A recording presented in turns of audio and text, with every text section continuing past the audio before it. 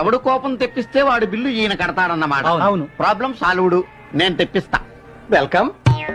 ఇదేంటి సార్, మన పేరేంటి? Cool boss. ఏంటి కూల్ బాస్. కూల్ బాస్ ఏంటి? కొలంబస్ ఏంటి, అలాగే కూల్ బాస్ అన్నమాట. ఓహో. జనరల్ గా మనకి ఏ టైమ్స్ లో కోపం వస్తుంటుందండి? కోపం అంటే ఏమిటి? అది బస్సు ట్రైన్ లాగే ఓ టైంకి వస్తూ ఉంటుందా? కోపం అంటే బార్ మూసేసే టైం అయిందండి, మీకు పెగ్గ మందు కావాలండి, వాడు ఏమన్నాడండి, మీరేం చేస్తారు? నేను సేఫ్టీకి ఎప్పుడు ఒక క్వార్టర్ జేబులో పెట్టుకుంటాను. ఆ? మీరు ఆటోలో ఇంటికి వెళ్ళారు సార్, మీటర్ 30 రూపాయలు అయింది సార్, వాడు 70 రూపాయలు అడిగాడు సార్, అప్పుడు మీరు ఏం చేస్తారు సార్? వాడు ఎంత అడిగినా నేనేం ఫీల్ అవ్వను.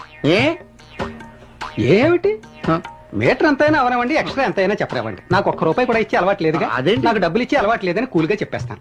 4 పీకితే రోజు అలాగే జరుగుతుంటుంది. ఆ? 4 కొడతారు, పోతారు, ఆ. దాంతో బాకీ తీరిపోతుంది. అబ్బో యారో, ఏంటి అడిగేవాడు కోపం తెప్పించేలా ఉన్నాడు ఈయన? పొద్దు నుంచి ఇదే వరుస. ఆ. బిల్లు బీపీ పెరుగుతుంది తప్ప ఆగరా? ఈ నాలుగోడికి మాత్రం కోపం రాదు. ఆగు. సార్ అసలు మీరేం చేస్తుంటారు?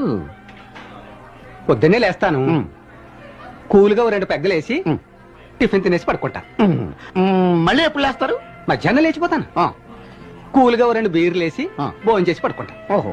ఆఫ్టర్ సాయంత్రం లేస్తాను, కూల్గా బారికి వస్తాను, 10-12 పెగ్గలేసి ఓ ఆటో ఒకటి చూసుకుని ఇంటికి వెళ్ళిపోయి 4 దెబ్బలు తినేసి పడుకుంటా. అంటే లేచి తాగుతారు, తాగి పడుకుంటారు, ఇంకేం చేయరు?